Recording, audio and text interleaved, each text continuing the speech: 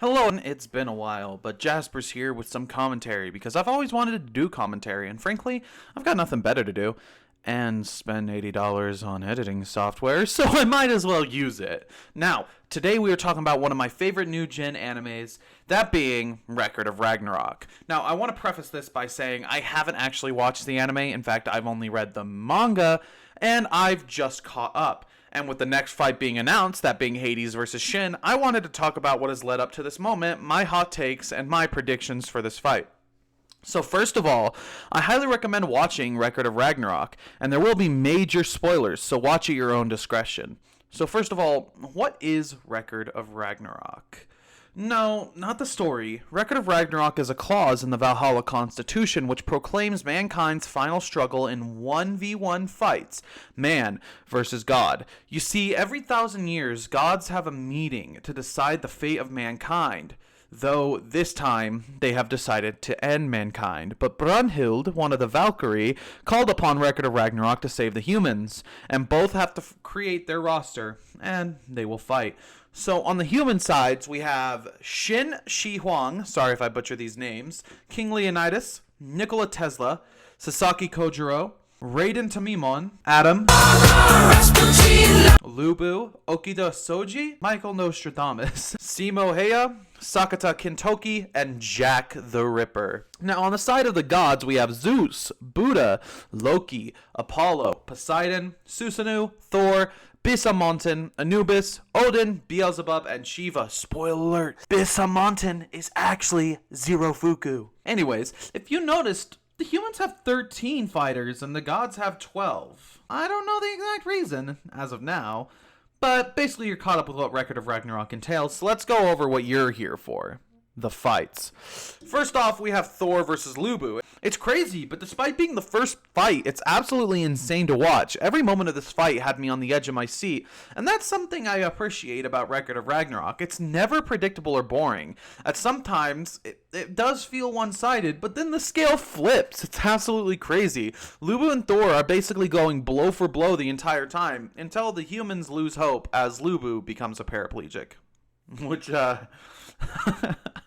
to fight if you can't use your legs, but fortunately he has a horse, but gets his face bashed in, so yeah, round one goes to Thor and the gods. Now, before I move on, I want to explain, I'm very heavily summarizing these fights, as again, I do highly recommend you still read Record of Ragnarok. It's absolutely amazing, and every single second of this manga is eye-grabbing. It's damn near impossible to put down. Now that I've hyped it up, the fight everyone knows about, Adam and Zeus. But if you don't, hey, welcome. That's what I'm here for. So with Adam versus Zeus, we have the very first human versus the godfather of the cosmos, and personally, in my opinion, this was the worst fight, while also being the best fight. Reading this fight made it seem like Adam was completely rocking Zeus's shit. Every attack Zeus threw, Adam just weaved and countered with the same attack. It was later revealed that Adam has this power called Eyes of the Lord, which allows him to perfectly replicate any attack he sees, including Zeus's time-surpassing punch, and that Adam has been using this since the beginning of the fight just to survive, and this technique had a serious toll on him, as it will eventually cause him to go blind. Eventually, Zeus transforms into his Adonis form to be able to stand a chance against Adam. But unfortunately for Zeus, much like the Eyes of the Lord, this has a time limit and will cause him to lose if he runs out of time.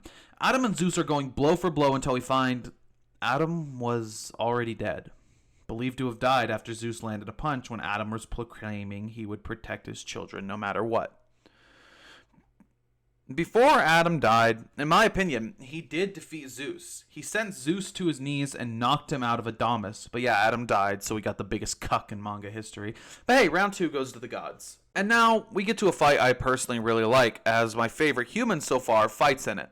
Sasaki Kojiro versus Poseidon. What's interesting is Kojiro is considered the world's greatest loser in Record of Ragnarok, but the real Kojiro was considered to be one of the greatest swordsmen of his time period during the Sengoku period and the early Edo period.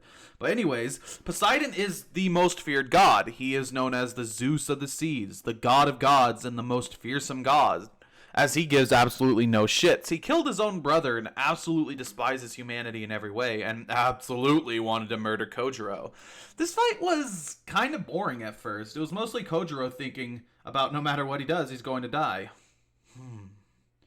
If I take one step to the right, I die. One slide to the left, I die. If I cha-cha real smooth, I die. Well, and while he was doing that, Poseidon was throwing shade over and over. But once the fight truly begins, it gets quite intense, with Kojiro being able to predict almost all of Poseidon's attacks and effectively dodge. But he struggled to fight back as Poseidon's flurry of blows got faster and stronger until Kojiro's blades broke. Hope was lost.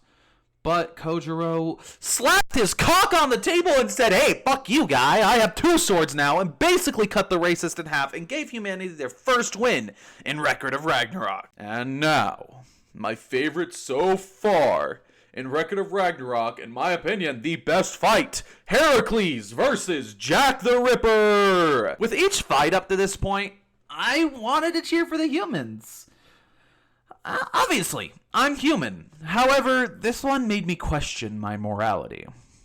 Cheering for the humans meant cheering for a merciless killer who wanted nothing more than to kill anyone he comes across. And yeah, sad backstory.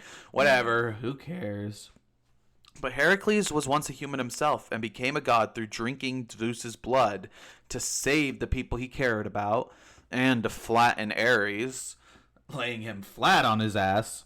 It's also shown that Hercules wants to win and plead to the gods to spare humanity, so what can you do? Throughout the fight, you realize, unlike all the other fights, it's a true battle of brain versus brawn. Around every corner, Jack planned the entire fight out. He set a trap with knives so Hercules will think Jack uses regular weapons, and then pulled out the strap on him! But it was just a grapple gun.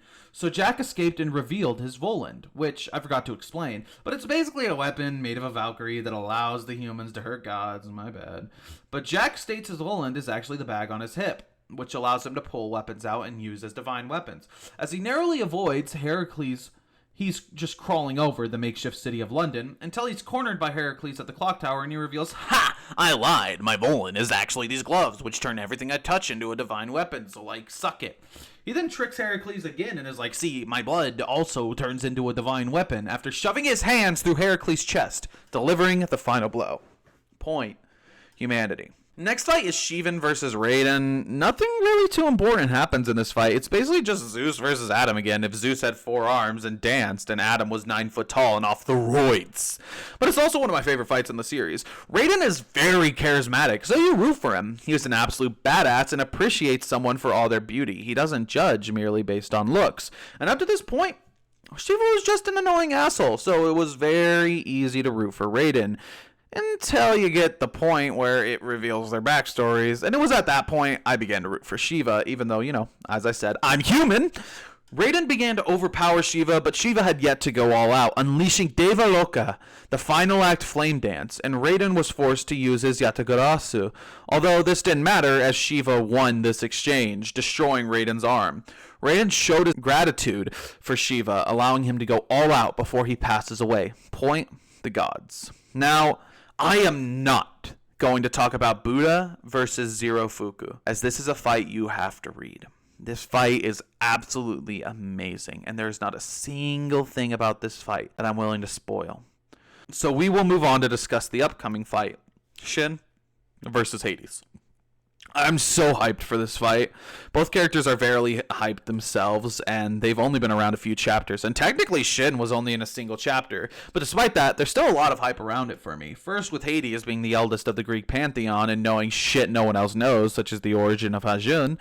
He's a very mysterious character, and I'm excited to see him fight. And on the other hand, we have Shin, who walked into the VIP room, sat in Hades' seat, folded Hercules, and said, "Humble yourself, stupid." Man really slapped his cock on the table and said, "You're a god? I don't give a shit. You're nothing to me." So it was actually this point in editing that I realized that I was missing a lot of audio from the initial video, so I thought I would just finish up here and let you know what's up. So basically, with the Shin versus Hades, unfortunately, even though I do like Shin a lot more than I do like Hades because he seems like a really cool guy, is that, well, Hades is probably gonna win. I like to have this theory of themes that all the Greek gods except for Zeus will lose and all the Norse gods are going to win their own fights, but it doesn't really matter at this point. So, well, here we are. But yeah, with that being the end of the video, I want to thank you all so much for watching. Big shout out to Pretty Boy Kai, also known as Power Debater on TikTok. I highly recommend you go follow and subscribe. Really cool guy. This video would not have been possible without him. He knows why. I'm not gonna spoil what it is, but yeah, thanks so much to him, and I hope everyone here has a wonderful day. Make sure to keep an eye out next week for my Demon Slayer video. Peace out.